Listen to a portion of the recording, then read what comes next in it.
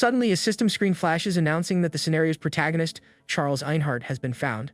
Right then, our MC confronts the blonde man in the middle of the desert, calling him out for a fight. Charles, however, replies that this is completely reckless on our protagonist's part. With a smirk, Attila retorts, telling him to call it courage instead.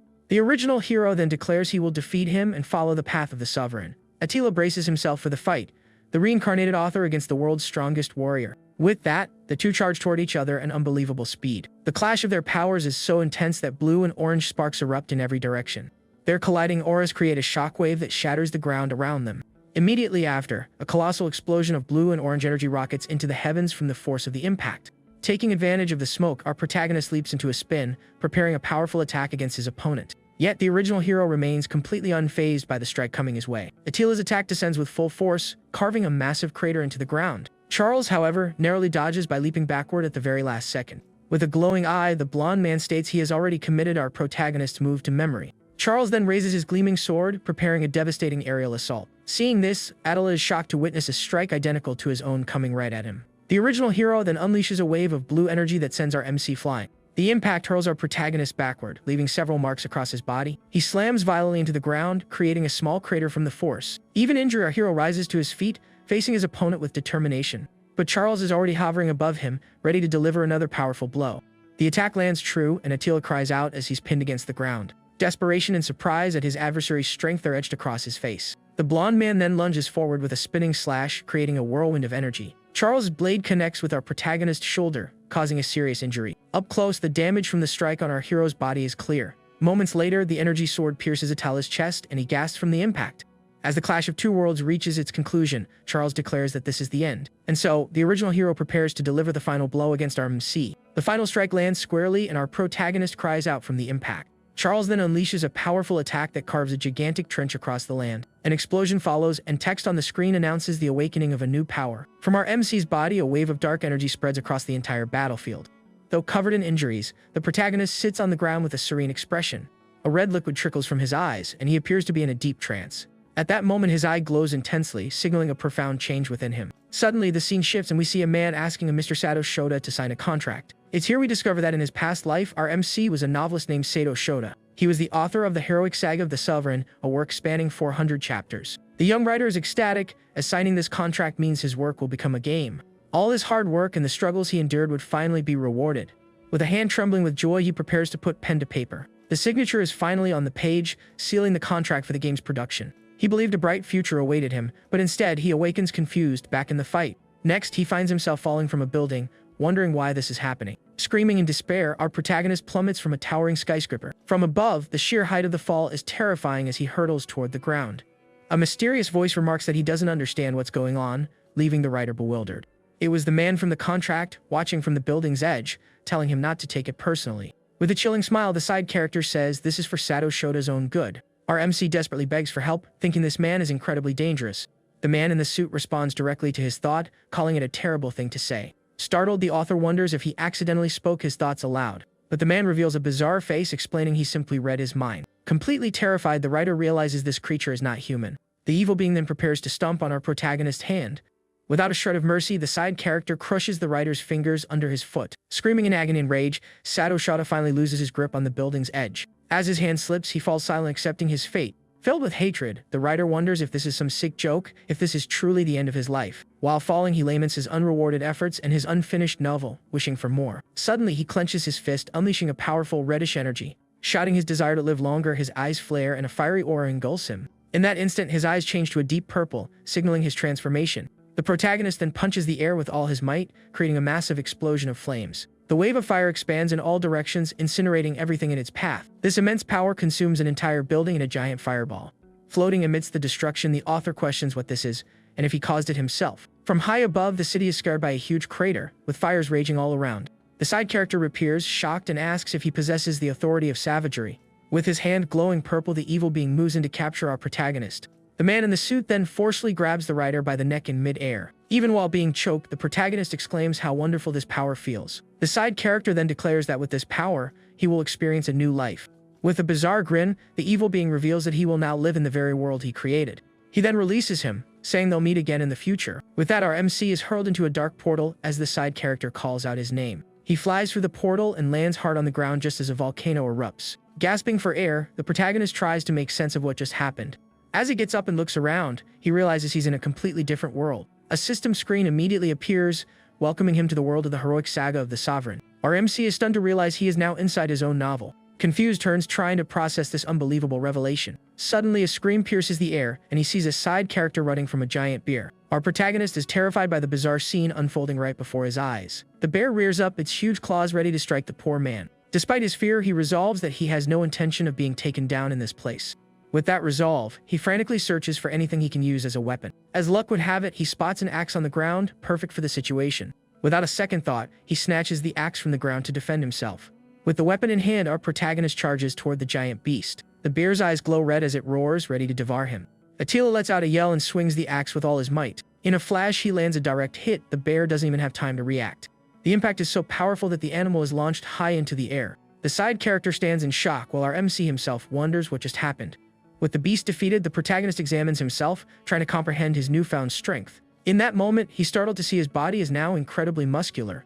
After being pushed from a building by a mysterious man, he had been reincarnated. As a result, he ended up in the world of the novel he himself had written and published. On top of that, his body had evolved to the level of a puman, making him vastly stronger. Astonished, he notices his perfectly sculpted biceps, practically gleaming with power. Next, his eyes fall on his thick, well-defined chest, which wasn't there before. Finally, he's stunned to find he now has rock-hard abs. He questions the sudden appearance of all these bulging muscles on his body. To top it all off, the protagonist realizes his senses have also been transformed. Standing in the middle of the forest, he feels his senses are sharper than ever before. His keen sense of smell picks up a familiar scent approaching. It was the same beastly odor he smelled before defeating the first bear. And to make matters worse this time, more than one was closing in on him. Realizing he's severely outnumbered, he decides to get out of there as fast as possible. But as he runs, a scream of panic rings out and an arrow zips right past him. Our protagonist is startled by both the scream and the surprise attack that nearly hit him. Looking toward the sound, he sees the ground littered with the bodies of several side characters. Near them, a waifu mourns her companions, lost to 4 massive bears. The girl watches helplessly as the beasts feast on her fallen friends. While trying to sneak away, she accidentally steps on a dry twig, and the sound cracks through the silence. Hearing the noise, the girl panics, knowing she has drawn the monster's attention. Immediately, one of the bears whips around and roars furiously at the poor young woman. The bear lunges with its claws extended, and the girl screams, stumbling backward in fear. With an axe in hand, she faces the giant beast, thinking this is the end. Gritting her teeth, the waifu despairs, not wanting her life to end yet. But suddenly, Attila appears, his fist glowing as he readies a powerful punch. He lands a devastatingly fast blow right on the bear's face. The force of the impact is so immense that the beast is sent spinning through the air. Our MC, shocked by his own insane strength, asks if the girl is alright. With tears in her eyes, the young woman asks in disbelief if he is really Attila. He stares at her, confused, as the waifu repeats his name, unable to believe her eyes. She mentions they were told Attila was gone, then yells for him to look behind him. The other bears seize the opportunity, charging furiously toward our protagonist. He whirls around to face the 3 monsters, wondering how he'll handle all of them. The girl screams for him not to fight, insisting he can't win against 3 of them alone. With a dark smile, the protagonist questions, "Can't I really?" The remaining beasts then roar, their red eyes blazing, ready to attack. A confident grin spreads across his face as he says, "That just makes me want to see if it's true." Attila then slams his fist into the ground, creating a shockwave that kicks up a cloud of dust. In that instant, he charges forward, landing a powerful punch on the first bear. A mighty uppercut sends the beast flying, and he loudly counts the first takedown. Without missing a beat, our protagonist leaps into the air, preparing an attack for the next one. He then plummets toward the second monster, which has no chance to escape. The blow lands squarely, and our MC announces the count for the second defeated bear. Meanwhile, the last remaining beast gets to its feet, ready to attack the protagonist. But he's faster at landing a direct punch on the last animal's snout. The impact sends the monster reeling, leaving the waifu stunned by the scene. Counting to 3, he finishes off the third bear, which never had a chance to retaliate. After that, our protagonist stomps hard on the ground, grabbing the axe once more. With the weapon in hand, he prepares to face the last bear still standing. Making an impressive leap, he soars toward the final beast, ready to strike. With a brilliant and powerful slash, he finishes the last bear, ending the fight. The final blow is so overwhelming that the last bear is completely devastated. The girl is left utterly speechless by the absurd strength our protagonist has just shown. Following this, a red mist descends from the sky, marking the end of the battle against the beasts. A moment later, the last animal's lifeless body crashes violently to the ground. Our MC then lands on his knees, striking a heroic pose after the fight. He turns to the young woman and asks, "Fu in the world is this Attila you keep talking about?" Suddenly, the waifu runs and embraces him tightly, leaving our protagonist frozen in surprise. Crying with happiness, the girl says she always believed he would make it back alive. His face turning bright red, our protagonist is incredibly embarrassed by her hug. She then invites him back to the village, while he continues to wonder about this. Attila. At that moment, a system screen materializes displaying the character profile for Attila. Like water filling an empty glass, the memories of the original Attila flood his mind. Everything is revealed from his distant past to his final moments before his end. After receiving the memories, our protagonist's entire demeanor changes. He learns that the original Attila was the victim of a conspiracy during a sacred ritual. In his memory, he sees the man responsible for the plot, wearing a sinister smile. Our MC then realizes he's been reincarnated as a barbarian side character, lamenting that he's not the protagonist. The waifu approaches, asking what's wrong, but he brushes it off, saying everything is fine. With a look of determination, our hero begins to analyze the situation he has found himself in. He then notices the girl's leg is injured and bleeding badly. Turning to her, he decides to carry her back to the village, all while searching for an escape from this world. The young woman warns him it's 20 kilometers away, but he insists he can't just leave her there. So, with the waifu on his back, he prepares to sprint to the village as fast as possible. He takes off at an incredible speed, causing the girl to scream in fright at the sudden movement. With his new strength, he effortlessly leaps between cliffs and trees. During one leap, he even manages to snatch a piece of fruit from a tree mid-air. Landing gracefully, he continues his high-speed run through the dense forest. As he runs, he takes a bite of the fruit, while the girl complains about the bumpy ride. Our protagonist is amazed by the taste and exclaims how delicious the fruit is. He then offers a piece to the waifu, but she refuses, clearly irritated with the situation. Finally, they reach the settlement of the Black Wolf tribe, a rustic and untamed place. The villagers are shocked, wondering how Attila could have returned from the other side. Standing among them, our MC is impressed by the looks of admiration on their faces. He then recalls the drafts and the entire world he imagined for his story. And now, he is witnessing the world of the Black Wolf tribe come to life right before his eyes. Seeing the joy of the residents, he feels this is the greatest reward an author could ask for. Suddenly, a heavy footstep makes the ground tremble, catching everyone's attention. The crowd parts as a giant, intimidating man walks toward our MC. Our protagonist is surprised and a bit intimidated by the man's imposing presence. The large man approaches and booms Attila's name in a powerful voice. From his aura alone, our hero recognizes him as the original Attila's father, a legendary warrior. Munzuk, the chief of the Black Wolf tribe, looks at his son with a serious expression. He then asks if our protagonist has anything to say to everyone present. Caught off guard, our protagonist stammers that he has finally returned home. Without warning, his father pulls him into a bear hug so tight it nearly breaks our MC's bones. Crying with emotion, the father welcomes back the son he thought was gone forever. Our protagonist is left completely stunned by this powerful display of affection. Munzuk says he came back to life just as the seer foretold, all while our hero is nearly crushed. An elder comments that the legend of the Black Wolf is true, noting how happy our MC's father is. To celebrate, the chief announces a grand feast, an idea that excites our protagonist. At night, the entire tribe gathers around a bonfire to celebrate Attila's return. Eating heartily, the protagonist savors the food, saying he could eat like this forever. A villager then comes over and offers a drink to our MC, who gladly accepts. He watches the other tribe members celebrating with immense joy and energy. In the midst of the party, one of the men begins to pound on a giant drum with great force. Others join in, creating a powerful rhythmic beat for the celebration. A caption explains their dance represents the legend of the great martial god, King. The waifu begins to dance as the story tells of how the king was taken down by his enemies. But the legend continues, saying he miraculously managed to return from the world of the fallen. With an axe in hand, the girl continues her dance, performing the legend for everyone. With a serious expression, the young woman continues the dance of the legend, her axe in hand. She then spins with the axe, creating a powerful and elegant dance move. The girl continues her agile and impressive movements in front of the entire tribe. The sweat and concentration on her face show the dedication she puts into the dance. The legend then tells of a savior who protected the village from a great disaster. As the performance ends, all the tribe members erupt in joyful celebration. Our protagonist is impressed by the infectious energy of these people. Sitting alone, he starts to reflect on everything that has happened since he arrived in this world. If this is truly the world of his novel, there's only one way out: the fairy kingdom. It was the nation of the strongest mages, and the place where he would have logically placed an exit. Chewing on a piece of meat, our MC looks determined to find this place. Just then, a man approaches and comments that he heard he defeated 4 bears. It was Blida, an elite warrior, who tells Attila it wasn't a bad showing at all. He then reveals that this feat has earned our protagonist a place among the elite warriors. Our hero thanks the man for the recognition of his strength. Being an elite warrior is the highest honor in the tribe and a prerequisite for becoming chief. For this reason, Blida gathers everyone and proposes a toast to celebrate the achievement. But Attila knows this toast is merely a pretext to drag him into a power struggle. As he lifts his mug, our protagonist detects a strange scent coming from the drink. Blida then asks why he isn't drinking, and in that moment, Attila realizes this is the man who took down the original. With this chilling discovery, our protagonist slams the mug in the ground in a fit of rage. He then rises to his feet and challenges the elite warrior to a fight. No more games. The side character laughs, remarking that he's learned some amusing lines after being away for so long. Blida warns our MC not to get arrogant because of the tricks he used to come back. With a sinister smile, he says the party has just begun and tells him to enjoy the night. Our protagonist shouts for him to wait, but the warrior bids him farewell and leaves with his men. Our hero simply watches Bleeda's group retreat into the darkness of the forest. Attila understands that he backed down because Bleeda only engages in battles he is certain to win. He concludes that his enemy misjudged his strength and regrets that he didn't try to take him out again. Suddenly, a young boy approaches, proudly showing the chief that he hunted a rabbit all by himself. Our protagonist watches the scene with a pensive expression on his face. The chief congratulates the boy, telling he'll become a great warrior. We see just how kind Chief Manzuk is to the children of the tribe who deeply admire him. Our hero thinks that the chief is the complete opposite of his brother Bleeda, warm and bright like the sun. He reflects that having never had a father, he doesn't know how to act around the tribe chief. Attila wonders if he had a father, would he have been praised in the same way as the boy? All of a sudden, Manzuk calls to him and beckons him over, surprising our MC.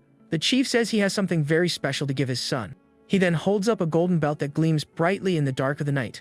It was the mark of an elite warrior, given to one who defeats 3 bears, and his father asks if he likes it. Manzuk then hands the belt to the protagonist, urging him to put it on immediately. However, our hero has no clue how to tie this kind of belt. Completely flustered, he gets all tangled up in the belt, unsure of what to do. Seeing this, his father asks what's wrong, and Attila quickly invents an excuse about injuring his hand.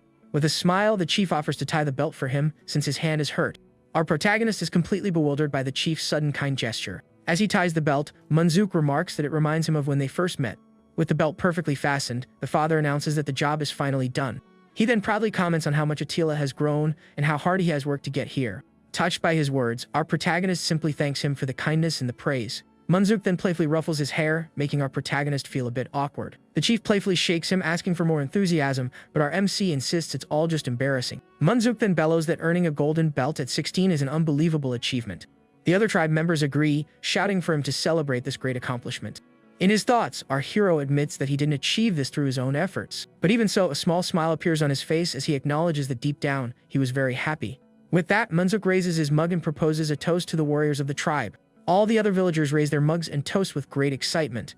While celebrating, the protagonist thinks that this life as a barbarian might not be so bad after all. But suddenly, a scream of pain from one of the members interrupts the festivities. Instantly alert, our protagonist turns to see what happened. He sees Manzuk collapsing to the ground, his face contorted in agony. Desperate, our hero shouts his father's name, not understanding what's happening. With reddened eyes and sharp teeth, Manzuk roars like an uncontrollable beast. Attila holds him, wondering if the drink was poisoned, though he detects no such scent. He tries to call out to his father, but the chief only roars in response, not recognizing him. The tribe's leader continues to roar wildly, his appearance becoming quite terrifying. In that moment, our protagonist's eye glows as he realizes something crucial. A system screen appears, revealing that Attila's father is under a berserk effect. Completely out of control, the chief begins to attack the other members present. Filled with rage, our MC finally understands that Bleeda's target was never just Manzuk. The other villagers scream in terror as their own leader turns on them. The plan was to eliminate all of Manzuk's admirers by using the very chief who loves them. With a face full of hatred, our protagonist declares that this is completely unforgivable. Meanwhile, the tribe chief continues his rampage, attacking with uncontrolled fury. Shouting for his father to wake up, our protagonist tries to stop him with a powerful punch. But the chief catches the blow with his incredibly strong hand. Then, with astonishing strength, the father effortlessly flings Attila away. The impact is so violent that our MC cries out in pain as he's thrown backward. Lying on the ground, he realizes it's useless. The chief is in a state where he can't hear him. Angrily, our protagonist gets back up, thinking Bleeda can't possibly be serious. At that moment, the chief unleashes a wolf-like aura and roars with all his might. He then charges forward, delivering a devastating punch toward our protagonist. The blow carves a gigantic crater in the ground, kicking up a massive cloud of dust. Impressed, our hero realizes he can't stop him with his current level of strength. Meanwhile, the chief continues his assault, and the villagers scatter in desperation. In the midst of the chaos, a little boy sees his mother fall and cries out for her. He rushes to her side, begging her to get up as quickly as possible. But his mother tells him to go on without her, as she can't keep running. Suddenly, the berserker chief looms over them, ready to deliver a final blow. Desperate, the mother screams for her son to run and save himself. But the little boy refuses to flee, preparing to face the threat himself. With fierce determination, he shouts that he will protect his mother no matter what. The chief then lunges with a powerful strike aimed at the small boy. But our protagonist appears in a flash, blocking the attack and saving the child at the last second. With a smile, he praises the boy for his courage in facing the danger.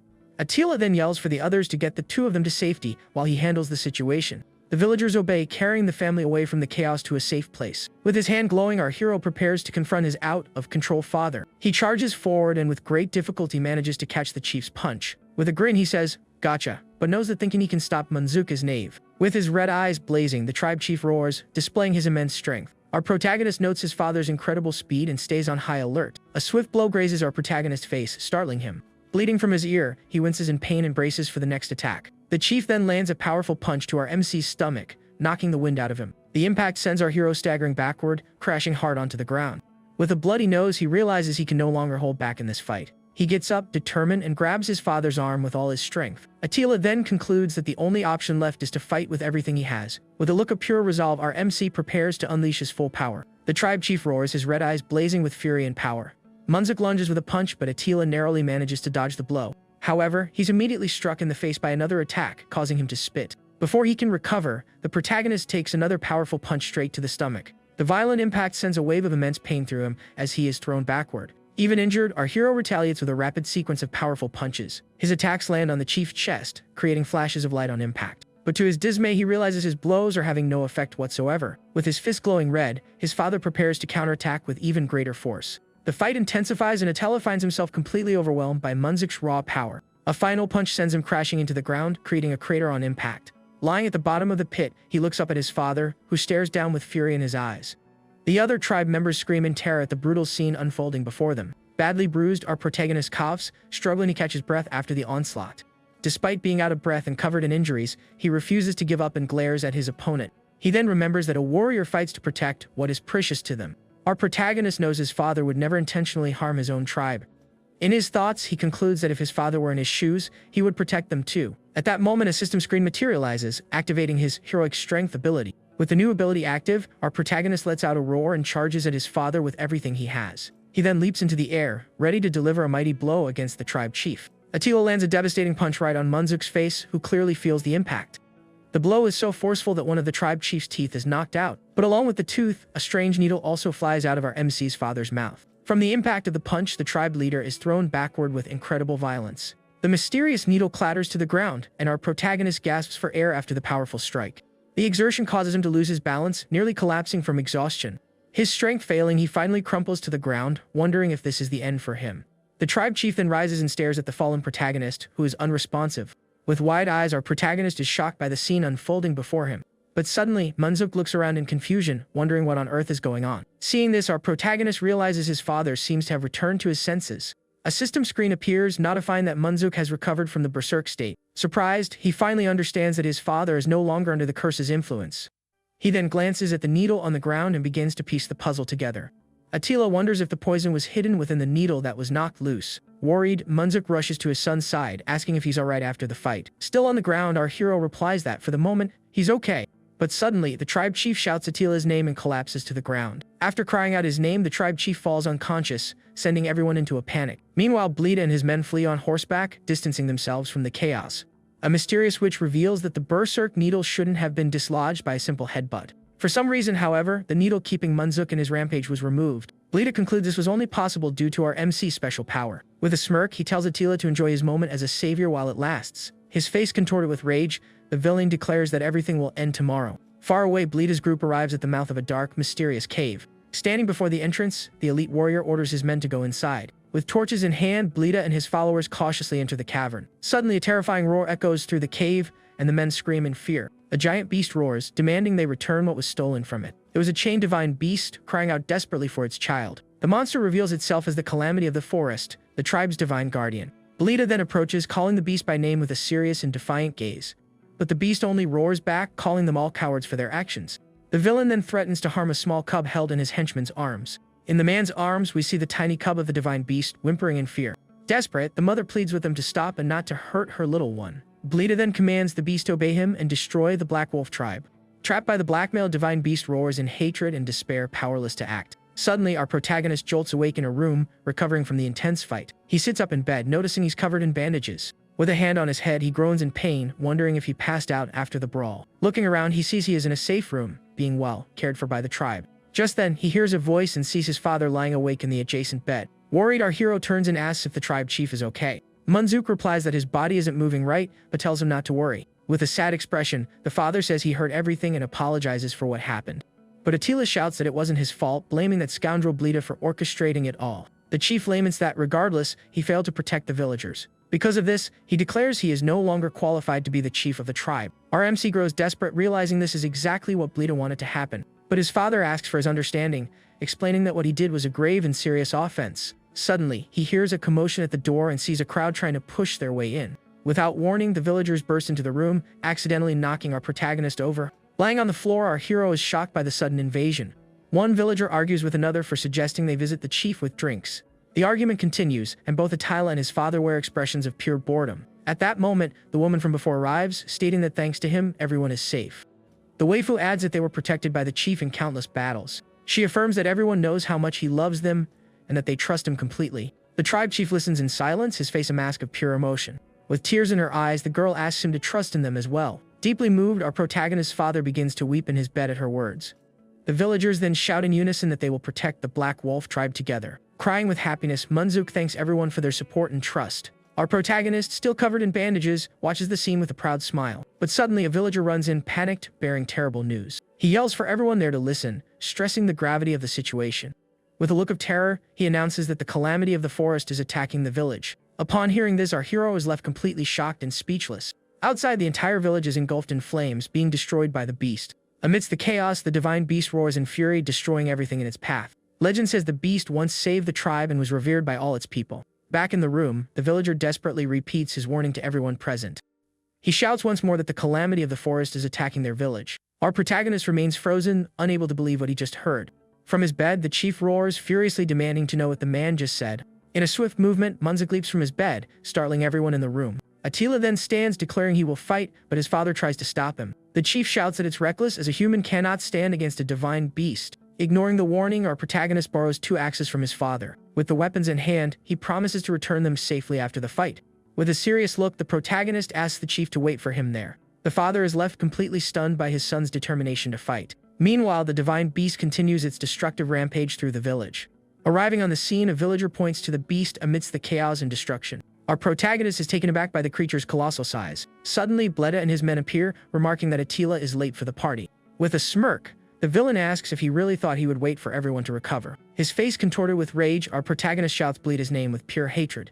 The elite warrior mocks him, calling him knave just like his father. Losing his patience, our MC readies himself and challenges his enemy to a fight. Bleda praises his courage, calling him the reincarnation of the great martial god, King. But he reveals that his opponent is not him, and then calls forth the true threat. In that instant, a giant shadowy paw lunges toward our protagonist. With axes in hand, our hero prepares to defend himself from the blow. The divine beast then roars and, under Bleda's command, charges to attack the village. Attila is shocked, wondering why a divine creature would obey such a man. The villain explains that making an opponent kneel is actually quite simple. Holding the cub, he reveals you just have to take what is most precious to them. Our protagonist remains silent, processing the sheer evil of his enemy's plan. Bleda declares that the legendary beast has been reduced to this, stating that protecting something is a weakness. Angrily, Attila cuts him off, asking if he's finished with his final words. The elite warrior sneers, asking if those are our MC's last words instead. With that, Bleda orders the calamity of the forest to attack, with his men close behind. Its claws glowing blue, the beast charges with all its might toward the protagonist. Shouting, our hero prepares to counter the beast's attack with his axe. The two then rush toward each other, their powers set to collide.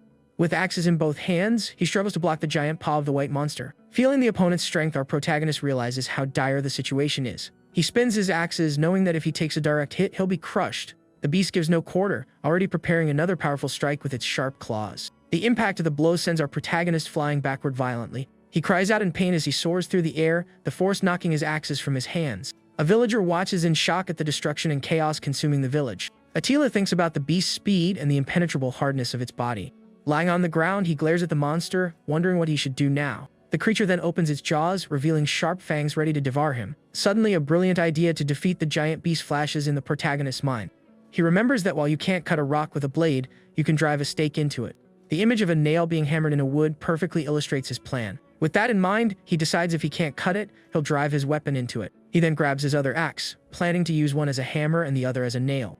Shouting with all his might, our protagonist charges toward the white monster. Making an impressive leap, he spins in the air with both axes in hand. The first axe flies true, embedding itself firmly in the divine beast's back. On impact, the creature roars in pain, but the blow isn't enough to stop it. Without wasting a moment, he readies his second axe for the final strike while still airborne. The furious beast lunges with glowing claws to finish off our hero. But he's faster, dodging the attack and landing on the monster's gigantic arm. With a quick and precise spin, he positions himself to strike the spot where the first axe is lodged. Our protagonist then leaps his axe poised for the devastating final blow.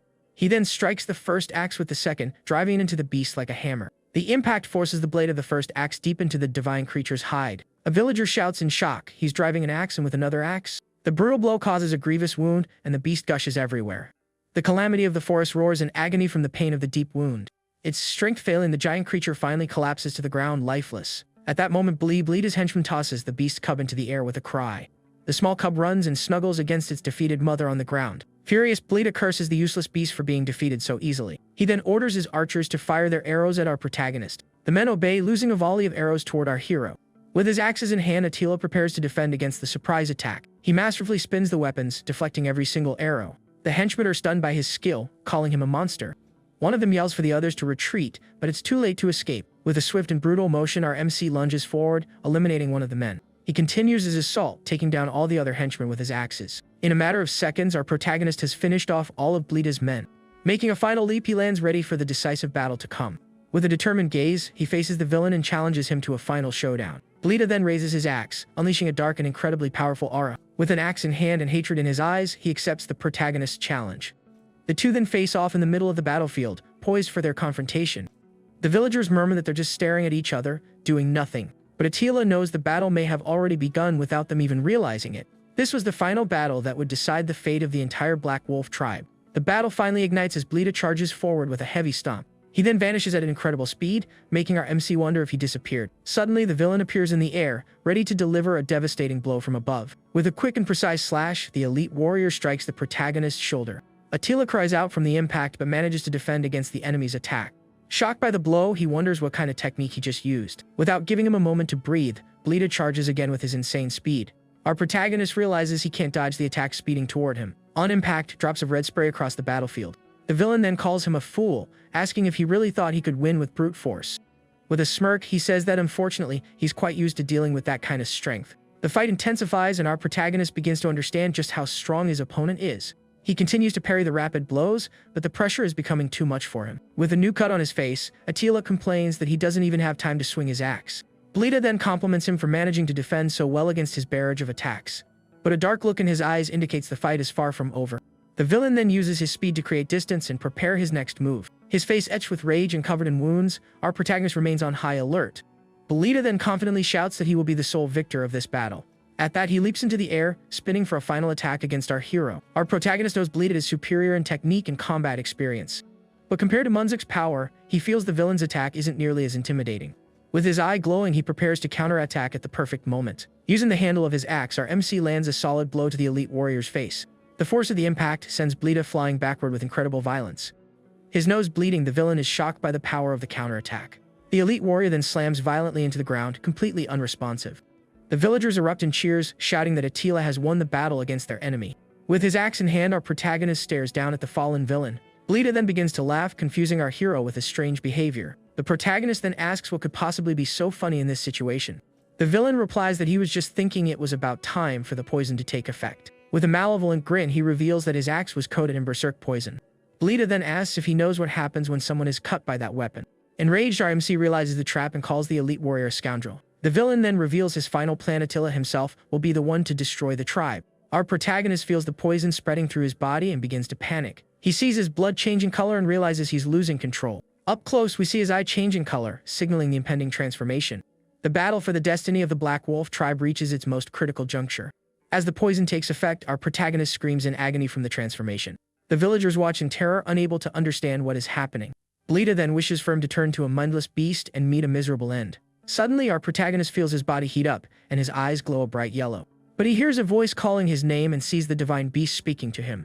Shocked, he asks if the creature can talk, and it confirms that it can. The calamity of the forest explains that he is now closer to a beast than a human. With that, the beast opens its mouth and presents a mysterious object to our hero. Upon taking the object, our protagonist is astonished by what he now holds. It was the divine sword of the great martial god King, a legendary and powerful weapon. The beast reveals that the sword, named Mio, is bestowed upon the one who defeats it.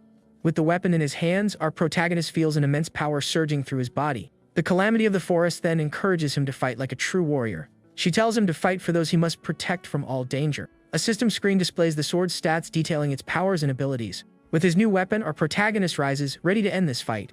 The villagers are stunned by the change in the new aura of power radiating from our MC. Bleeda is terrified, wondering why he isn't transforming into a beast. Suddenly, Attila appears before him, exuding a dark aura with glowing red eyes. The villain is completely petrified by our protagonist's menacing presence. With a confident smile, the protagonist says it's time to settle the score. He then vanishes at an incredible speed, leaving the villain utterly shocked. Before Bleeda can even react, our MC reappears and lands a swift cut across his face.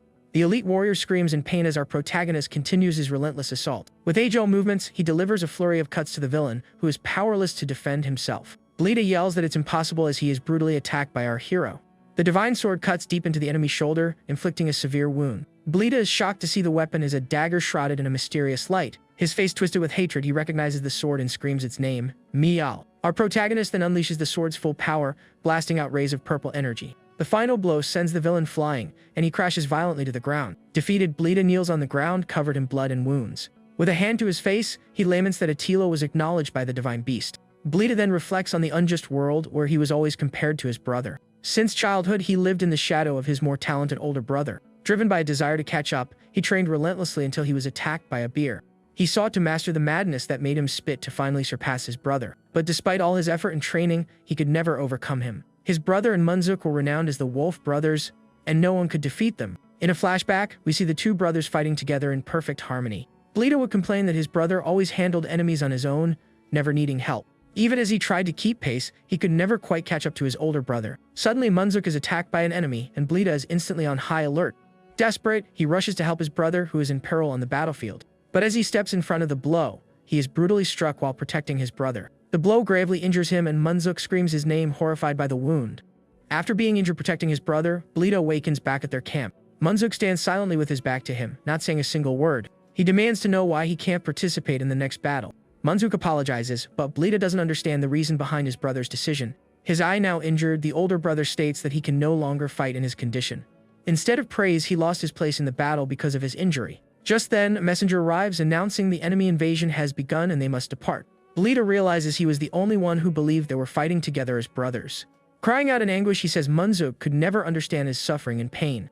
To him, Munzuk and the Black Wolf tribe are the true villains of this story. For that reason, he screams that he will destroy everything and everyone without mercy. But a sharp pain shoots through his chest, and he clutches at his old wound. Our protagonist interrupts him, telling him to stop spouting whatever he wants. With a look of hatred, Attila yells for him to take responsibility for his actions. With his eyes glowing red, our MC declares he won't let someone like him harm anyone else. He then charges forward with a heavy stomp, ready to end the fight. With a battle cry, the protagonist lunges, delivering a powerful blow to the villain. Bleeda roars in fury as the two continue their brutal exchange of strikes. Our protagonist shouts as they trade blows with both weapons and fists. The battle becomes a frenzied clash as the two warriors fight with everything they have. In his final moments, Bleeda whispers his brother's name and collapses. His nose bleeding, he falls backward, defeated by our hero's power. He then reveals that he always knew his brother's actions were born from a kindness meant to protect him. But all he ever wanted was for Munzuk to invite him to fight alongside him, just like in the old days. With his last breath, Bleeda is gone. Our protagonist watches him in silence. With the battle concluded, the protagonist turns and surveys the battlefield. The villagers erupt in cheers, celebrating Attila's victory over the enemy. With the villain defeated, the battle ends and peace returns to the tribe. Following this, our MC decides to leave the village in search of the fairy kingdom. With a bag on his back, he bids farewell to everyone and prepares for his journey. One of the villagers laments his departure, saying with him they would be safe forever. But Chief Munzuk explains that, unfortunately, Attila cannot serve as the new chief. The other villagers protest, insisting he would be an excellent leader for the tribe. The discussion continues as everyone present argues in favor of our hero becoming the new chief. The chief then announces he will show everyone the reason behind his decision. The villagers are left completely bewildered by their leader's statement. Suddenly, Munzuk grabs his axe and prepares to attack the protagonist. In a swift motion, he charges and swings a powerful blow in his direction. Our MC is shocked, wondering why his father is attacking him like this. He manages to block the blow and stares at the chief, utterly confused. Angrily, he demands to know what he's doing, but Munzuk simply observes him. The father then praises his defense, calling it a splendid move.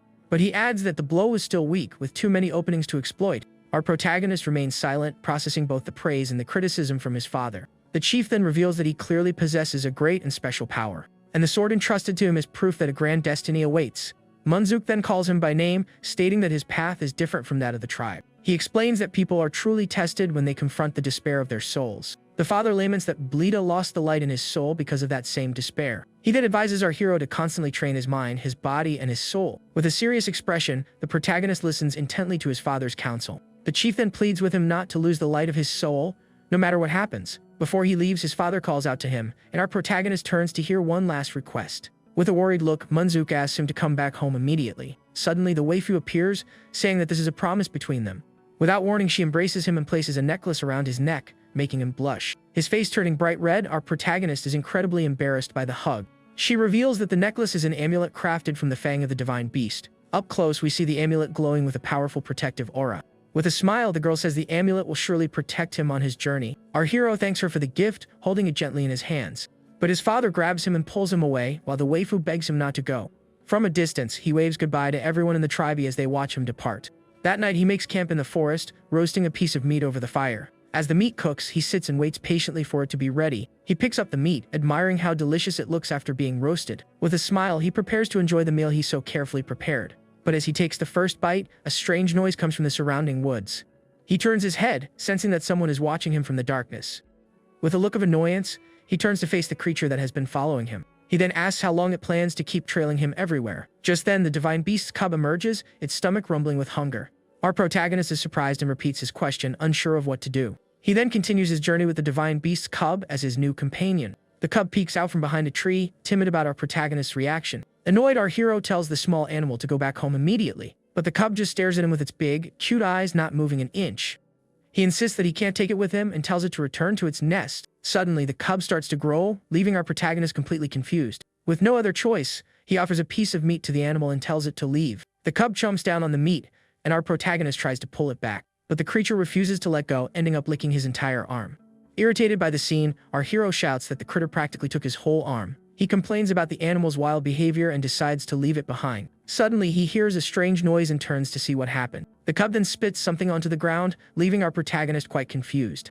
Startled, he yells at the animal, telling it not to surprise him like that. The cub then offers him what it spat out, and our protagonist immediately refuses. Angrily, he sits down and the cub climbs into his lap, getting comfortable. The protagonist wonders why the animal is so attached to him all of a sudden. He then looks down at the cub sleeping in his lap and seems to understand. With a serene expression, he finally realizes the reason for the animal's devotion. He concludes that the cub smells its mother on the amulet he's wearing. And with this revelation, our hero's journey continues with a new companion by his side. He recalls Bleeda holding the cub, using it as a hostage to blackmail its mother. With a serious look, our protagonist reflects on how the divine beast fought to protect him. He then says he doesn't want to bring the little cub along on such a dangerous journey. With the cub in his lap, he contemplates how to handle this tricky situation. Suddenly, the cub wakes up and stands to guard our MC's sword. Attila smiles, remembering that this creature was a guardian beast, just like its mother. The next morning, the cub wakes up to find that our protagonist is gone. It runs frantically through the forest, desperately trying to find him. Following the tracks, the cub continues its search for its new, missing friend. Exhausted and sad, it slumps to the ground and begins to cry, missing him deeply. But suddenly, our protagonist appears, asking if it's looking for something. He explains that he can't give up the sword, but he will give it something else in return. Using the wrap from his arm, he ties a small bow around the cub's neck. With the bow on, the cub looks even more cute and adorable than before. Attila then readies himself to leave, announcing it's time to continue his journey. He warns that if the cub doesn't follow, he'll leave it behind without a second thought. With tears in its eyes, the little animal scrambles to keep up with our protagonist.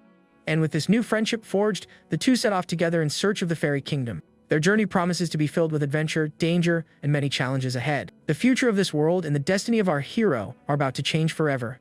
With the cub trotting at his heels, our protagonist continues his journey through the forest. The little animal follows him with joy and determination, refusing to give up the chase. Our hero then announces their next meal won't be until the next village they find. With that, he breaks into a run, and the cub energetically keeps pace. The two run together along a dirt road, surrounded by mountains and wilderness. Far away, a mysterious witch observes them through her magical crystal ball. With a smile, she remarks that a wild warrior who can break magic needles is quite interesting.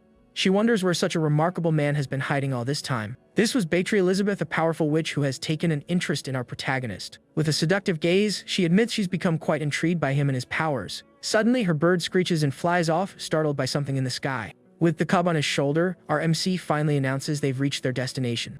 It was the first town they had encountered since leaving the Black Wolf tribe. Upon entering, he spots a beer sign and decides to stop for something to eat. The cub eagerly devours a small loaf of bread, making our protagonist a bit concerned. He tells the animal it probably shouldn't be eating that, but the cub pays him no mind.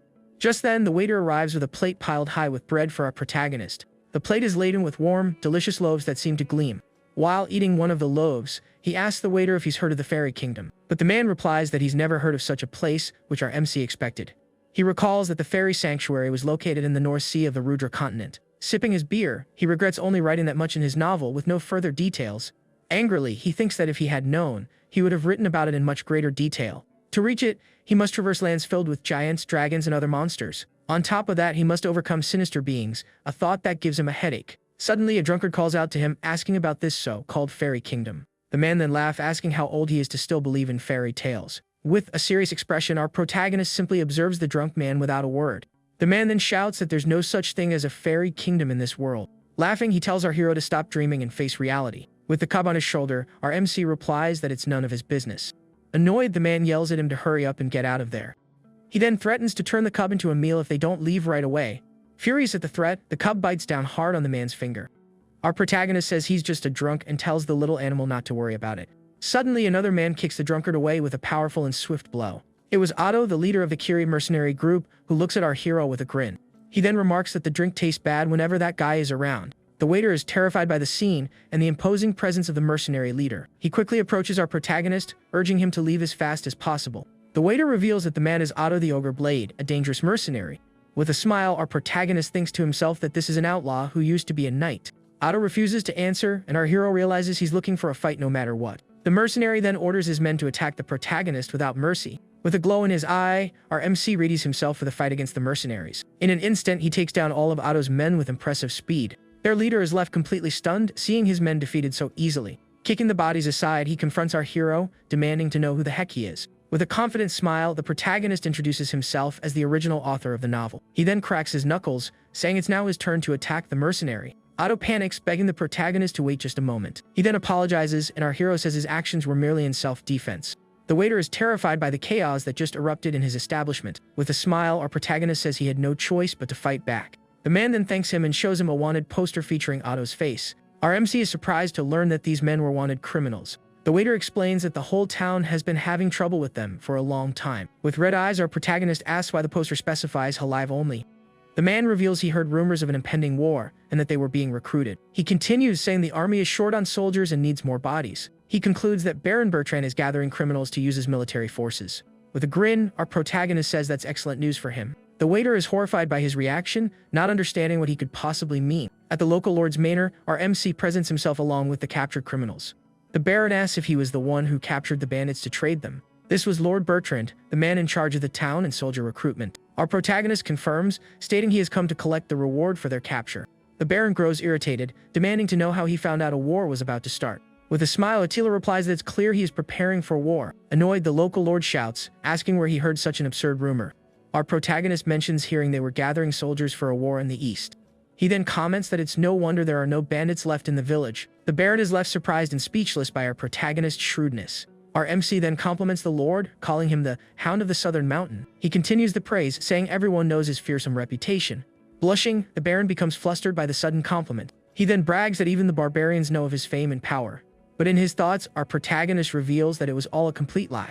The Baron then agrees that capturing the Curie group indeed merits a great reward. And with that, our hero successfully gets closer to the local lord to advance his plans. The Baron offers 10 gold coins and a warhorse as a reward. However, he imposes a condition for our protagonist to receive what he's asked for. With a serious look, our protagonist listens intently to the lord's proposal. He reveals that if he wishes to serve him, he must participate in the war alongside the mercenaries. Otto panics, growing desperate at the thought of having to fight in the war. With a confident smile, our protagonist says he was hoping for those exact words. He wonders why he should join the war, but knows it's for a greater purpose. His plan is to force a move from Charles, the novel's original protagonist. With his stunning appearance, the original hero emerges as an imposing and powerful figure. His enemies call him the God of Death, terrified by his presence on the battlefield. Our MC must find Charles to reach the Fairy Kingdom and return home. To do that, he has to join the war and capture the original hero's attention. In the local prison, Otto and his men are locked up, awaiting their fate. The mercenary leader begs our protagonist to get them out of the dark cell. Desperately, he yells for our hero to take responsibility for them. With the cub sleeping on his shoulder, our hero calmly states he's only 16 years old. Otto is shocked to learn he was defeated by such a young boy. Annoyed, our MC threatens a mercenary, telling him to shut up with a dark glare. The man argues that if they don't join the battle, they will all be done for. But our protagonist reveals they haven't officially surrendered to the Baron yet. With a smile, he explains that if they join the fight, they'll be spared from execution. Otto falls silent, considering our protagonist's proposal to save them. He then challenges him to a one-on-one duel to decide his men's fate. Our MC is confused by the challenge, trying to recall if such a rule exists. It was a one-on-one duel between knights with everything on the line for the victor. The rules varied, but one was common across all regions and countries. Regardless of status or birth, the stronger combatant always emerged as the winner. The winner takes all, while the loser forfeits everything they've ever achieved. Otto reveals he was once a knight and believes he has a chance if he fights on horseback. Our protagonist remains silent, the cub yawning on his shoulder. He then remembers that in the original story, Otto was just a nameless side character. His presence in this world is starting to alter the story he wrote. With a smile, he concludes he needs Otto alive to drag the group into the war. He then accepts the challenge and makes a counter proposal to the mercenary leader. If he wins, they all join the war, but if Otto wins, they all go free. With a confident smirk, our protagonist accepts the mercenary's challenge. The cub on his shoulder cheers at the decision with a cry of excitement. Otto's men shout, placing their lives and hopes in their captain's hands. Buoyed by his men's cheers, the mercenary leader prepares for the decisive duel. And with the cub on his shoulder, our hero readies himself for another challenge on his journey. 10 days later, the arena is packed for the grand duel between the two. An announcer welcomes the massive crowd to the city's most anticipated event. The crowd roars with excitement, the energy of the impending duel palpable. Baron Bertrand watches from his private box, a serious expression on his face. The announcer calls for applause for the knights, who will fight with everything at stake. He explains that the two knights will charge at one another with their lances. Aboard their steeds, they will furiously advance for a powerful clash. The two warriors, helmets on, face each other, ready for the battle to commence. The rule is simple: they must attack each other with their sharp lances. Whoever unhorses their opponent will be declared the grand winner of the duel. Archers prepare to fire celebratory arrows to signal the start of the duel. As the arrows fly into the sky, the duel is officially announced to the roaring crowd. With a smile, the announcer prepares to introduce the knights. He then shouts for everyone to welcome the two warriors who will battle for victory. Otto the Demon Sword emerges on his horse, lance in hand, ready to fight. The crowd boos him, shouting for him to be taken down, calling him a coward and a traitor. Suddenly, a mysterious woman remarks that he seems to be a rather hated man. A nearby man is startled by her presence and stammers as he tries to explain why. It was the witch Beatrice Elizabeth, who looks at him with a seductive gaze and a smile. She silences him with a gesture, preparing to watch the duel with keen interest. She then says she only came to see little Attila fight in the arena. The men around her are captivated by the witch's beauty, showering her with praise.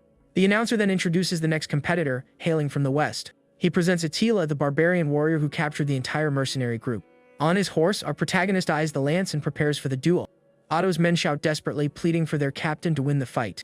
The mercenary leader looks embarrassed by his men's over the top cheering. With a smile, our MC compliments Otto's armor and beckons him to the fight. The mercenary replies that he can only be persuaded for now and gets ready. The announcer then declares the moment the entire crowd has been waiting for. With a grin, he announces the fight between Attila of the Black Wolf tribe, and on the other side, Otto the Demon Sword, leader of the Kyria mercenary group. With a shout, the announcer signals the start of the duel between the two warriors. The commentator thanks everyone for their patience and prepares to narrate the battle. As the red flag drops, the match officially begins in the arena. The two knights charge toward each other, their lances at the ready. With a yell, our protagonist rushes full force at the mercenary leader. Otto is taken aback by the speed and fury of our hero's attack, but a confident smile spreads across his face, believing he can easily win this fight. The battle for freedom and the fate of the mercenaries kicks off with intensity in the arena. Otto charges with a war cry, aiming to strike our protagonist with his lance. He believes that the reach of his lance guarantees him the victory. But our MC meets his charge with a serious gaze, preparing to counterattack. In a swift move, he catches the opponent's lance with his bare hands. Otto is left completely stunned and speechless by our hero's action. The crowd gasps in horror, seeing him catch the lance with his own hands. With a confident smirk, our protagonist says he's going to return the blow with interest. The mercenary leader panics at the display of his opponent's strength and skill. A system screen appears revealing that the lance mastery skill has been activated. With Otto's lance now in his grasp, he charges and delivers a powerful strike against him. The mercenary is terrified by the attack and has no time to dodge. The blow hits him squarely, knocking him from his horse with immense force. He cries out in pain from the impact, spitting as he is defeated in the duel. Lying on the ground, Otto looks up at our victorious protagonist on his horse. The witch Beatrice Elizabeth chuckles at the scene and our hero's crushing victory. With a smile, she remarks that he's a truly wild and crazy warrior. Lance in hand, our protagonist declares the end of the duel's first round. But he readies himself for the second round, looking down at the mercenary leader. Suddenly, Otto feels a sharp pain and realizes he is severely injured. He panics as he sees the bleeding and understands the gravity of his wound. The second round begins, and the two prepare for their final confrontation in the arena. With a determined look, our protagonist declares he's going to end this now. He then charges with his lance, ready to knock his opponent off his horse. The two knights gallop toward each other, their weapons poised to clash. Otto's men scream in terror at our hero's speed and power. But suddenly, our protagonist's lance shatters mid-charge. Otto is shocked at first, but then realizes this is his chance to win the duel. The witch Beatrice Elizabeth snaps her fingers, using her magic to sabotage the fight. With a smile, she observes the outcome of her spell in the arena. Her magic creates a shockwave that ripples through everyone present. The crowd panics at the supernatural event unfolding in the arena. Our protagonist and Otto's faces contort under the force of the witch's magic. Our protagonist's horse is spooked by the magic and begins to neigh uncontrollably. The announcer and the crowd are bewildered, with no idea what is happening. The horse thrashes about, and our MC wonders what's gotten into the animal. He then senses a trace of magic, wondering if a magic user is present. The witch watches him from the crowd with a curious look and a smile. Otto's men scream in terror as they see our hero's horse go wild. With the horse out of control, Otto sees his opportunity to win and prepares to attack. This unexpected twist makes the battle in the arena even more unpredictable and dangerous. Otto charges with his lance, but our protagonist narrowly dodges the attack. Annoyed at missing, he prepares to strike again with his lance. With a sly grin, our protagonist says he just had a brilliant idea. Without warning, he throws his lance into the air and leaps from his out-of-control horse. Otto is completely bewildered by his opponent's sudden and bizarre move. Our MC then jumps onto the mercenary leader's horse, surprising everyone in the arena. With a smile, he wraps his arm around the villain from behind in a tight chokehold. The crowd goes absolutely wild, seeing him leap onto his opponent's horse. The announcer shouts in disbelief, wondering if such a move is even allowed in the rules. Baron Bertrand simply watches the scene, a look of surprise on his face. With the villain in his grasp, our hero declares the second round his. The horse then rears up, throwing both knights into the air with great force. The horse neighs wildly, and our protagonist complains that this is happening again. He then forcefully shoves Otto away to rid himself of the extra weight. The mercenary leader slams violently into the ground, crying out in pain. His men scream in terror as they see the out-of-control horse charging toward them. They realize Attila's horse is now heading for their fallen captain. The witch Beatrice Elizabeth observes the chaos with a curious look and a smile. With the situation spiraling out of control, the battle in the arena descends into further chaos. The fate of the mercenaries and the outcome of the duel now hang in suspense. With his opponent down, our protagonist observes the scene with a serious expression. With a powerful shout, he orders the rampaging horse to stop its fury at once. The animal is startled by the command and freezes in its tracks with a look of panic. Now calm, the horse bolts away, leaving the arena in complete silence. Otto's men are stunned by the scene and our hero's incredible skill. The witch Beatrice Elizabeth watches it all unfold with a satisfied smile. Holding his broken lance, our protagonist prepares for the duel's conclusion. He approaches Otto, who is still on the ground, for the final round of the battle. The mercenary leader struggles to his feet, facing our hero with a defiant glare. With a smile, Attila extends a hand, inviting him to the third round. Otto accepts the handshake and rises for the last confrontation between them. The announcer then proclaims the proud duel in the decisive final round. The witch smiles, realizing our protagonist had noticed her little magical trick. The commentator apologizes for the interruption and announces they will now fight on foot. The battle will now be no holds barred, with any weapon they choose to use. With a grand gesture, the announcer signals the start of the final battle. Otto advances with his sword, and our hero prepares to counter with his axe. The two warriors meet in the center of the arena for their last clash. With this final battle, the destiny of the mercenaries will be decided once and for all. The crowd erupts as the final round of the epic duel begins. Otto thinks to himself that our hero's attacks are heavy, each blow massive. But he believes if he can just dodge the first strike, he'll have a chance. With a shout, our protagonist leaps and brings his axe down in a powerful arc. Otto prepares to sidestep the attack but is shocked by his incredible speed. The blow smashes in the ground, creating a crater, but the mercenary leader manages to escape. He believes that by dodging, he has created an opening and that victory is his. But our MC calls him knave and is already preparing his next move. In a surprising twist, he strikes Otto squarely in the chest with the handle of his axe. His face covered, the mercenary realizes his opponent is no mere human. Lying on the ground, he stares up at the dark, imposing figure of our protagonist. His men cry out their captain's name, desperate at the scene in the arena. But a guard mercilessly orders them to sit down and be quiet. Even injured, Otto gets back up, a dagger in hand, ready to continue the fight. His men plead with him to stop, unable to bear watching him take any more punishment. One of them shouts that if it will save his life, they'll gladly join the war. With tears in his eyes, he says their captain can't be taken down in a place like this. Otto is moved by his men's words, even as they stand with their hands bound. His face bloodied, he remarks that they're still talking big for a group of losers. And with that final taunt, the battle in the arena reaches its ultimate climax. The fate of Otto and his men now rests in our hero's hands. His strength gone, Otto drops his dagger to the ground, conceding the fight. With his axe slung over his back, our protagonist watches his defeated opponent. The announcer then declares that Otto is unable to continue the duel. With the raising of the white flag, the commentator proclaims Attila as the grand victor. Our protagonist then walks over to the mercenary, who is still on the arena floor. He helps him to his feet and carries him on his shoulders off the battlefield. With a smile, he says that Otto is no longer a nameless side character in this story. He then acknowledges him as Otto, a respectable warrior and a worthy opponent. His men weep with emotion, seeing their captain recognized as a hero. Baron Bertram watches the scene with an expression of admiration for our protagonist. The crowd goes wild, celebrating the victory and our hero's noble conduct. The witch Beatrice Elizabeth smiles at the scene and her little Attila's triumph. The cub runs out to celebrate with its friend as the crowd's cheers continue. As the sun sets, the Curie mercenary group officially joins Bertrand's army. That night, everyone celebrates the victory and the new beginning for the mercenary group. They toast with their mugs, celebrating the chance to fight in the coming war. Otto then announces that the food and drinks are on our protagonist. The mercenaries cheer and demand more food from the waiter, who rushes to serve them. Our MC is surprised by how quickly the men recovered after the fight. With a grin, Otto says that a true swordsman admits defeat with grace. Otto begs for a drink, but our hero forbids it due to his injuries. The other mercenaries have to hold back their captain, who continues to plead for a beer. 2 weeks later, our protagonist observes Otto recovering well from the duel. The waiter approaches and greets him while he enjoys a meat skewer. With a smile, he mentions hearing they'll be joining the war against Aquitaine. Our MC is surprised and asks where he heard that classified information. The man replies that one of the mercenaries accidentally mentioned it during the party. Suddenly, our protagonist cuts him off, telling him not to move a single inch. The waiter is startled and asks what's gotten into him to act so suddenly. With a serious gaze, our protagonist reveals that he is not the real owner of the bar. He explains that the man has no scent at all, like a lifeless doll. And it's strange that a bar owner who serves drinks wouldn't carry their scent. With a glowing eye, the man reveals his dark and mysterious true identity. Our protagonist demands to know who, or what, he is as the man transforms before him. It was a masked warrior who compliments our hero for seeing through his disguise.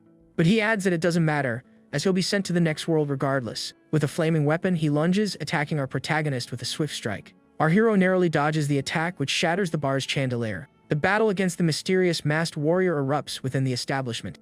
And with this new enemy, our hero's journey becomes even more perilous and uncertain. As the chandelier crashes down, the bar is plunged into complete darkness, causing panic. Otto screams in fear, and our protagonist tells him to calm down and stay quiet. But the mercenary yells back that he can't possibly calm down with an assassin lurking in the dark. Suddenly, the masked warrior appears and tries to strike Otto from behind with his sword. Our MC saves him by shoving him aside, narrowly avoiding the enemy's fatal blow. He then orders him to stay in the corner and not to scream, so as not to interfere with the fight. Our protagonist deduces that the enemy is an assassin who specializes in disguises. He confronts him, asking if he's an assassin, but the masked man remains silent. Based on his strength, our hero reveals his identity: Rashid, the second-rank assassin. The masked warrior is taken aback by the revelation and our protagonist's astuteness. With a smirk, our MC asks if he's correct about his true identity. The assassin demands to know where he heard that, but our hero threatens him with his weapon. He then promises that if he tells the truth, he'll give him a painless end. Our protagonist forcefully smashes a piece of the table with the hilt of his sword. He asks if the assassin can replicate that feat with just the hilt of his sword. The masked man then uses an ability, launching a volley of needles in his direction. But our hero manages to dodge them all and shatter the blade of the enemy's sword. With the broken tip of the blade in hand, he prepares for the final blow against the assassin. With a swift and precise motion, he throws the tip, and it strikes the mask squarely. The blow shatters the enemy's mask, revealing his face and true identity. With his mask broken, the assassin stares at our protagonist in surprise. He asks how our hero managed to read his movements in total darkness. Our protagonist reveals that he could smell hashish coming from his weapons. The assassin is shocked by this revelation and his incredible perception. Our MC explains that while the scent was faint, it was present on his hidden weapons. The man then realizes he read his movements just by the scent of the substance. Defeated, he kneels on the ground, admitting he lost the battle fair and square. But before surrendering, he prepares to take his own life with his dagger. Our protagonist stops him, asking about the whereabouts of his son, Kassab. The assassin is shocked, wondering how he could possibly know his son's name. With a smile, our MC says he can't divulge that information. Kassab is Rashid's beloved son and a future powerful ally of Charles in the novel. To protect the original story, he has no intention of harming the boy. Desperate, the father begs him not to harm his son, saying he'll do anything. Our protagonist then imposes a single condition to spare his son's life. With a dark look and a sinister smile, he orders the assassin to become his dog. The man is left completely shocked and speechless by our hero's proposal. And with this unexpected alliance, our protagonist's journey takes a new direction. The war looms ever closer and new challenges await our hero. The future of this world rests in his hands, and he will do anything to protect it. Our protagonist clarifies that he just needs to obey his orders in silence. The assassin agrees, stating that a warrior's contract is absolute and unbreakable. With a smile, our MC says he'll be in touch later and leaves him at the bar. But the man then barks like a dog, leaving our hero completely bewildered. He tells him he doesn't actually need him to imitate a dog, and the assassin nods. Otto screams, startled by the noise, and asks what that terrifying sound was. The witch Patron Elizabeth observes the scene, wondering what on earth they are doing. She questions if it's some kind of ritual and if a god like that even exists in this world. But she shrugs it off, saying that with more allies, she's eager to see what happens next. As time passes, spring gives way to the intense heat of summer. We see our protagonist and the mercenaries training relentlessly for the coming war. Horses thunder across the battlefield, signaling the start of the great conflict.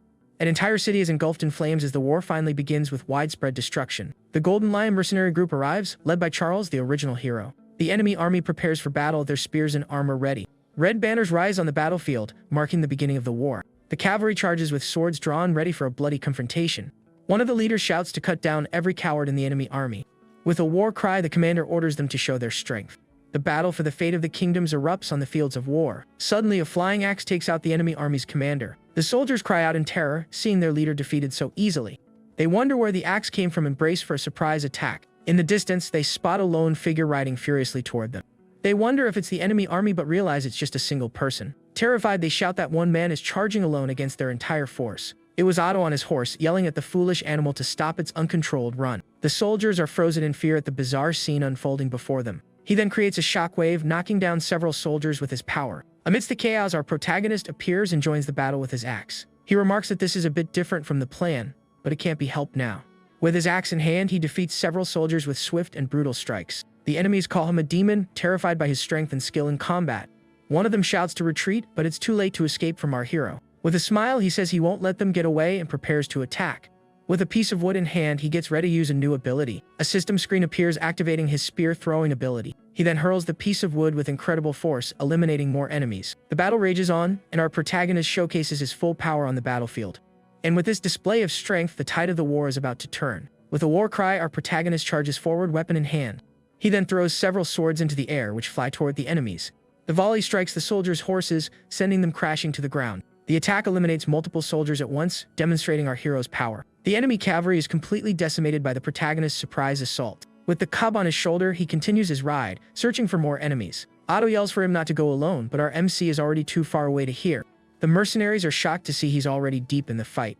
The enemy soldiers recognize Otto and prepare to engage him in battle. With a determined look, our protagonist readies himself for another intense fight. The Kiri mercenary group advances swiftly under our hero's command. Each member fulfills their role, preparing for the impending confrontation. In a crowded church, Count Aniclimax conducts a knighting ceremony. He bestows upon Charles the title of knight in a solemn and important ritual.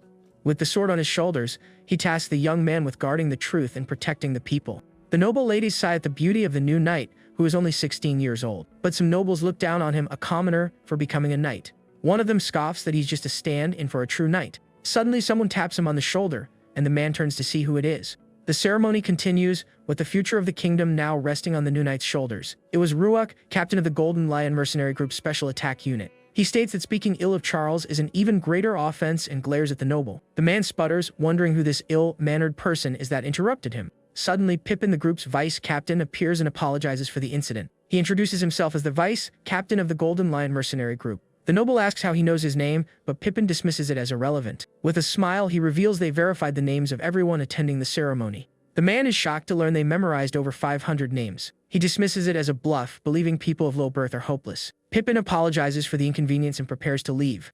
But the noble stops him, asking if he thinks he can defy a nobleman. With a serious expression, the vice-captain stares him down without saying a word. He then warns him about insulting Charles, who is now a renowned knight. He explains that baseless insults against a knight are an illegal and punishable act. With a dark smile, Pippin threatens the noble, assuring him he won't get away with it. The man cries out in fear at the threat and the vice-captain's intimidating presence. Angrily, he calls him a troublemaker and orders him to leave immediately. That night, Pippin is in the forest when a glowing firefly lands on his arm. He observes the insect, preparing to receive an important message. The journey to war continues and new allies join Charles's cause. Pippin is impressed by the insect, capable of flying at 80 kilometers per hour. He then bids it farewell, stating that tomorrow they head to the battlefield. Charles asks what happened, but the vice-captain says it was just an insect. With a smile, the original hero tells him to let the idle fools talk. He then declares his intention to acquire the nation, allowing no one to disrespect him. Pippin agrees, calling it a promise between the two companions. Charles confirms the promise with a look of pure determination and confidence. The vice-captain then reveals he received information about a very strong mercenary. He says the man is said to be as strong as Charles himself, the original hero. The knight is surprised by the comparison and the existence of such a warrior. With a smile, he says he can't wait to meet him on the battlefield. Otto asks if our protagonist can see the sky dungeon, but he says no. Our protagonist says he can't, but Otto and his men celebrate regardless. He then remarks that for a former bandit, Otto is surprisingly faithful and loyal. Our MC then reveals that the heavens are not on their side in the slightest. With the help of a spy insect, he observes the entire battlefield. He explains that he simply understands the flow of battle and acts accordingly. His goal is to not alter the original flow, so Charles can discover the fairy kingdom. Suddenly, the sky darkens and Otto cries out, startled by the abrupt change. The war rages on and new challenges approach with the encroaching darkness. Our protagonist is impressed by the eclipse, wondering if it's a bad omen. He realizes he never wrote a scene like this in his original work. Suddenly, Rashid appears, informing him that the Golden Lion group will split up in 5 days. Hearing this, our MC realizes that Charles is finally making his move. He thanks the assassin and tells him to keep up the good work. Bledo was supposed to join the war, but his defeat left the army undermanned. This means the battle between the kingdoms will end before Charles can discover the fairy kingdom. Our protagonist calls for Otto and the mercenary asks what he needs. With a determined look, he says he cannot allow the story to be distorted. He then announces they are going to attack the Golden Lion mercenary group. Otto panics, desperate at the thought of having to face Charles's group. Our MC confirms and Otto reminds him the group has over 100 members. He adds that their leader, Charles, is a dangerous man, as strong as our hero. But Attila simply asks if he's not going, and the mercenary remembers his oath. With no other choice, he shouts that he's in, and our protagonist tells him to get ready. Otto says the preparations will take at least 10 days to complete. He lists everything they need: armor, food, and weapon acquisition. But our hero cuts him off, stating they will leave for battle immediately. The war is about to become even more intense due to the protagonist's bold plan. And with this decision, the fate of the novel's world is about to change forever. Otto is completely baffled, asking what "go to battle immediately" even means. With a smile, our protagonist explains that the 3X Knights himself and Otto will be the ones to go. Hearing this, the mercenary lets out a scream of pure, unadulterated despair. 5 days later, on the southern front line, the battlefield is in absolute chaos. Amidst the fighting, a knight and his soldiers stare ahead with looks of fear. He complains that he wasn't told anything about what was happening here. A soldier shouts that it's the Black Wolf tribe, reinforcing Gascanu's enemy army. The two armies then face off in the middle of the battlefield, ready to clash. Without hesitation, a tribe member charges and brutally attacks a knight. The warrior continues his furious assault, and the soldier screams from the violent blow. Soon, the battlefield is covered with the bodies of the defeated knights. The scene then shifts to the command tent of the Golden Lion mercenary group. Inside, Charles reveals that the Black Wolf tribe appeared on the southern front that day. One of his men is shocked, asking if the tribe has allied with their enemy. The original hero confirms, adding that they are rapidly expanding their influence. But he sees this as an opportunity to earn a significant military distinction. With that, he changes his unit's destination, ordering them to the front line. His soldiers obey, shouting in unison as they accept their leader's new command. A female soldier approaches, reporting that the first unit is ready to depart.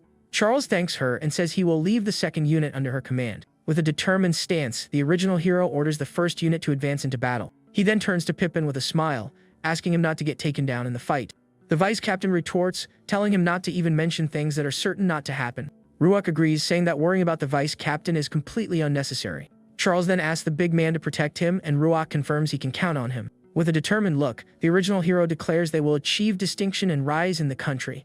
All his soldiers are energized by his speech, shouting in celebration and support.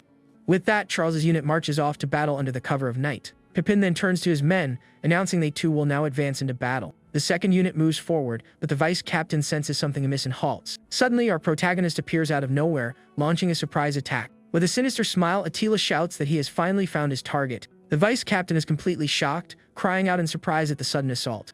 Though caught off guard, he prepares to counter our protagonist's blow with full force. The scene flashes back 5 days, showing the eclipse in the sky. Otto questions if they really think they can attack the Golden Lion with just 5 knights. Our MC replies that to change the course of the war, they must reduce the enemy's military strength. With the cub on his shoulder, he continues to sharpen his axe, preparing for the fight. He reveals that their only chance is now, while Charles is away. The blow lands true, and Pippin cries out as a soldier shouts a warning of the surprise attack. The impact sends the vice captain flying backward with overwhelming force. With a smirk, Attila tells the vice captain to behave and stay down. But he's immediately surrounded by the other soldiers of the unit, who glare at him with rage. From their hiding spot, Otto and his men worry, one suggesting they go help our protagonist. The mercenary shouts back that if they reveal themselves, the plan will be ruined, confusing the others. He explains that the plan was simply to let our protagonist fight while they observed. Meanwhile, Attila realizes the original plan was just to attack Pippin and retreat. But he sees things won't be that easy now that he's surrounded by so many enemies. The soldiers then charge with all their might, and our hero braces for the fight. Making an impressive leap, our protagonist spins with his axe in a powerful strike. With a single move, he brutally takes down several soldiers at once. Unfazed, he faces the remaining enemies who continue to charge at him furiously. 3 soldiers attack him simultaneously, but he manages to block the triple assault. Our protagonist then vaults over them, attacking from a blind spot in mid-air. His body glowing, he channels a massive amount of energy into his powerful fist. With a confident smile, Attila prepares to unleash a devastating blow upon the ground. He then slams his fist into the earth, releasing a shockwave of pure, stored energy. The explosion is so powerful it kicks up a cloud of dust and destroys everything around it. Terrified, Otto stammers that everything went exactly according to their plan. The attack creates a giant crater, sending soldiers flying from the force of the impact. Pippin laments the situation as Ruak prepares to protect him with his massive shield. The warrior declares that protecting the vice captain is a promise he made to their leader, Charles. With wide eyes, Pippin calls out the name of his comrade Ruak. The captain of the assault unit turns and vows to protect him at all costs. In a flashback, he remembers the family that taught him about protection and unity. With his shield in hand, he understands that family is something one must always protect. With overwhelming fury in his eyes, he braces for the coming battle. Releasing a bluish aura, he positions himself to defend his companions from harm. Facing our protagonist, he declares himself the shield that will protect them all. Impressed by the scene, our protagonist praises the warrior's stance, calling it incredible. Rook then asks if he is the infamous Massacre Man he's heard so much about. With a grin, our MC confirms, saying he's starting to be called by that name. The assault unit captain introduces himself, his shield glowing with a bluish energy. With a determined look, he declares he will undoubtedly defeat our protagonist. Attila just smiles at the challenge, his body glowing with an intense fairy aura. The warrior then lets out a deafening roar, unleashing all his power at once. He charges forward, preparing a devastating blow with his shield aimed at our MC. The blow smashes into the ground, but our protagonist manages to dodge at the last second. Without missing a beat, he leaps into the air, spinning with his flaming axe ready to attack. With his axe in hand, he prepares to deliver the final blow against his opponent. With the flaming axe, our protagonist lands a direct hit on his opponent's shield. The impact is so forceful that the assault unit captain spits from the pain. Desperate, the vice captain shouts his companion's name as he witnesses the brutal scene. The blow sends the warrior flying backward, leaving him severely injured. With a smile on his face, our protagonist says that should be more than enough. Shocked, Pippin stares at our protagonist and the lifeless body of Ruach on the ground. He then realizes this man is as strong as the original hero, Charles himself. Gritting his teeth, he concludes that our MC might actually be even stronger. He now understands that Attila will be a major obstacle for the Golden Lion group. At that moment, our protagonist turns to face the vice captain with a serious expression. Without hesitation, the vice captain begins furiously shouting orders to his soldiers. He yells for the defense force to form a shield wall immediately. The soldiers obey, gathering around him to create the defensive formation. Seeing this, Otto is completely shocked and cries out in surprise at the strategy. With a smile, our protagonist compliments Pippin's ability to command 100 soldiers. With their leader's command, the soldiers' falling morale instantly soars. The vice captain then orders the archers to prepare to fire their arrows. With a war cry, he points forward and commands them to shoot with everything they've got. He then yells for the garrison to form another shield wall for defense. The spearmen obey, forming a strong, impenetrable wall of shields. Seeing the formation, Otto worriedly asks if this isn't dangerous for their boss. But our protagonist smiles, recognizing the enemy tactic as a shield phalanx. The tactic involves soldiers overlapping their shields and advancing as a single unit. Although a simple strategy, it allows them to defend everyone simultaneously. Using the same tactic, they can also attack all at once without lowering their guard. This is the strongest tactic against a formed enemy on the battlefield. Suddenly, Otto screams in terror as the formation heads directly toward them. At this, Attila looks back and tells his men to raise their shields for protection. A system screen then appears, activating his tactic detection ability. With a grin, he warns everyone that a shower of arrows is about to rain down on them. And just as predicted, a volley of arrows descends from the sky toward the shield wall. Our protagonist then creates a magical shield to protect himself from the enemy attack. Otto is shocked, shouting that the arrows are indeed falling, just as their boss said. One of the men is startled by the size of the arrows, which look like actual spears. A giant arrow explodes on the ground, and Otto's men scream in fear at the sight. With his men on his back, our MC runs, yelling for them to hold on tight. He considers retreating but sees no opening to escape with the enemy archers. Annoyed, our protagonist tells everyone to get down, and they ask if he's abandoning them. He then throws them to the ground, saying it's nothing like that as his hand glows. With a confident smile, the protagonist turns and declares he will stop their attack. Pippin furiously shouts not to let him escape and orders the archers to fire to bring him down. With that, a volley of arrows flies through the sky toward our protagonist. But fearlessly, he runs directly into the approaching storm of arrows. Seeing this, Otto and his men scream in terror as the arrows head toward their boss. With his flaming axe, he spins the weapon, creating a barrier to defend against the attack. The energy barrier successfully deflects all the arrows flying in his direction. With a determined gaze, our protagonist faces his opponents without taking a single step back. In a swift motion, he manages to snatch one of the arrows from the air with his hand. He then grips the arrow, preparing to use it as a weapon against his enemies. With the arrow in hand, he runs at an incredible speed toward the soldiers. The vice captain and his men watch as our hero leaps high into the air. Shocked, Pippin shouts that he dodged 100 arrows and is still advancing. Terrified, he wonders what kind of creature he is facing. With a smile on his face, our protagonist confidently looks down at the vice captain. The vice captain is stunned to realize the protagonist was actually laughing at the situation. With a war cry, our MC charges forward for his next attack with his axe. He then hurls his axe, which spins through the air like a boomerang toward his enemies. The weapon flies at high speed, powerfully cutting through the air and anything in its path. The axe strikes the archers directly, giving them no chance to dodge. Witnessing the brutal scene, Otto and his men cry out in terror at their boss's strength. Pippin and his men scream in fear as they see the axe hurtling toward them. After throwing the weapon, our protagonist simply observes the result of his attack. With his hand glowing, he summons the axe back with a quick and precise motion. He then catches his weapon, preparing for the final blow against the vice captain. Pippin laments that his formation, perfected over so many years, was so easily broken. He despairs, realizing a single thrown axe had destroyed everything. Lying on the ground, he calls out Charles's name, apologizing for his imminent defeat. In his thoughts, he says his farewells, knowing his journey ends here. With his flaming axe, our protagonist prepares to deliver the finishing blow. The vice captain simply closes his eyes, accepting his final fate in the battle. But our protagonist compliments him, saying it was a very enjoyable fight. He then turns and prepares to leave, leaving Pippin and his men behind. The vice captain is shocked, watching our protagonist walk away from the battlefield. Filled with rage, he screams, lamenting the humiliating defeat he just suffered. Far away, our MC and his men flee on horseback, distancing themselves from the battle's chaos. Otto complains, saying he thought he was going to be taken down in that fight. He then demands that their boss carry them from now on after all that danger. Our protagonist then announces he will be starting their training over from scratch. Suddenly, he hears a strange sound and halts his horse to investigate. A mysterious bird lands on his arm, carrying an important message. He takes the note, realizing it's from the assassin Rashid, who is watching from a distance. Upon reading the note, our protagonist is left completely shocked and furious. He abruptly turns his horse and his men cry out, confused by his sudden action. He then gallops off at high speed, with Otto shouting after him, asking where he's going in such a rush. The scene then shifts to the Black Wolf tribe's camp at night, under the moonlight. Inside, Charles, the original hero, faces a tribe warrior with his flaming sword. Back with our MC, he continues to ride desperately through the dark forest without stopping.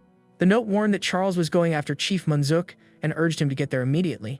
With this information, our protagonist rides with all his strength to arrive in time to help. He wonders why the tribe is on a battlefield, as he never wrote such a thing in his novel. In that moment, he remembers his father, the tribe chief, smiling at him with great pride. He also recalls the happy moments he spent with his father at the camp. His face filled with rage, he shouts, lamenting this unexpected deviation from the original story. He then spurs his horse even faster, yelling with all his might for it to go faster. With his heart pounding, he vows to save his father, no matter what happens in the battle. Screaming desperately, he pleads for his father to wait for him on the battlefield. In his thoughts, he cries out his father's name, terrified of losing him forever. The scene returns to the Black Wolf tribe's camp, which is under enemy attack. With his foot on a warrior's chest, Charles demands an immediate answer. He asks if the man knows a barbarian warrior who wields a giant axe. Terrified, the tribe warrior denies it, saying he knows no one matching that description. With his glowing sword, Charles laments that this is a real shame. The villager then screams desperately, begging the original hero to wait. But Charles looks at him with contempt, telling the man not to make him laugh. He then declares that the barbarian tribe is, first and foremost, an enemy of Aquitaine. His soldiers then shout in unison, agreeing with their leader's words. The night continues, stating they launched a surprise attack and took down his comrades. Filled with rage, the other soldiers roar in support of their commander's words. With his sword in hand, he shouts that he won't leave a single enemy alive to tell the tale. But suddenly, a mysterious voice orders him to stop, and he turns to see who it is. With a surprised look, he remarks that he didn't expect this person to come to him. It was Chief Munzuk, who appears with an imposing aura and a look of pure fury. The legendary warrior known as the martial god faces the original hero without fear. Charles knows that a brute force attack always leaves an opening for a counter. The two then charge at each other, and the original hero cries out in surprise. With a determined look, the tribe chief prepares for the devastating blow to come. The knight manages to block the strike, but is startled by the attack's incredible speed. With a smirk, the chief calls him an amateur for blocking with the flat of his sword. Without missing a beat, he readies a powerful punch, his fist glowing with flames. The original hero is completely shocked by the chief's swift and unexpected move. The tribe chief's punch slams into Charles's armor with crushing force. Up close, we see Munzuk's fist sink into the original hero's chest on impact. The blow sends the knight flying backward, and he cries out from the violent attack. Without wasting a moment, the tribe chief spins with his axe for the next move in the fight. He is then surprised to see the hero manage to block his attack a second time. Though injured, the knight kneels, catching his breath as his sword glows. But the tribe chief stumps hard on the ground, preparing to attack once more. Making an impressive leap, he charges from above with a devastating downward strike. The original hero simply looks up at him, a look of pure determination on his face. Calling him an amateur, the chief brings his axe down with all his might. However, the knight manages to counter, and the clash of their weapons creates a massive explosion. Charles' strike lands true, inflicting a serious wound on the tribe chief's chest. The tribe leader is completely shocked to realize he's been hit by the attack. Up close, the damage from the sword's cut on the legendary warrior's body is clear. With a smile, the original hero says he'd be happy to do that again. He then raises his gleaming sword, preparing for the next blow in the battle. At that level, up screens appear, and he remarks that the more he fights, the stronger he becomes. The tribe chief watches from a distance, sensing the shift in his opponent's aura. He notes that the speed and pressure from his blade have suddenly skyrocketed. With a grin, he says this will keep him entertained and prepares to fight seriously. The original hero is shocked by his opponent's display of power. With his axe, the tribe chief creates a shockwave that shatters the ground. But Charles leaps back, launching a wave of energy from his sword. Landing, he wonders in surprise if that was a vacuum blade. Without pause, Munzuk attacks again with an arc of red energy. However, the knight manages to leap over the blow, narrowly escaping. The tribe chief then compliments him for reading his move perfectly. He then asks what the blonde man thinks of his next triple attack. Charles is terrified to realize a triple attack is heading straight for him. The blows strike the ground, creating a gigantic explosion of earth and rock. After the attack, the tribe chief stands still, his axe in hand. He then surveys the result of his devastating attack on the battlefield. He thinks that besides Attila, there's someone else who can dodge his strikes. Suddenly, the original hero's sword glows with an intense bluish aura. The tribe chief is completely shocked, wondering what he's witnessing. Charles emerges in a new form, his eyes glowing with immense power. Munzuk can't believe the hero managed to block all three of his attacks at once. With a smile, the knight announces it's now his turn to attack with full force. He then charges with his fist glowing purple, ready for the final blow. The tribe chief is horrified by the sight, thinking it's impossible.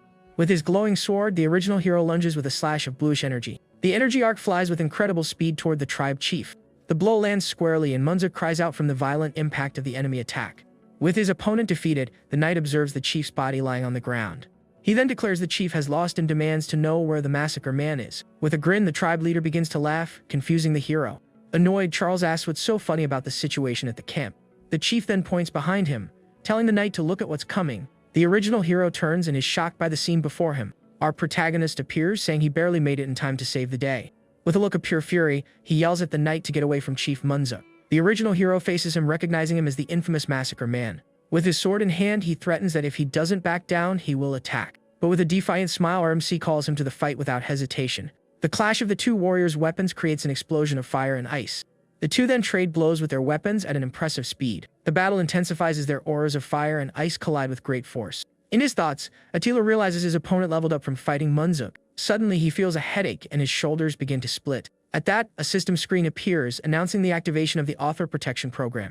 With a face full of rage, he glares at the system screen glowing around him. The system screen then announces his second authority, the Mind's Eye.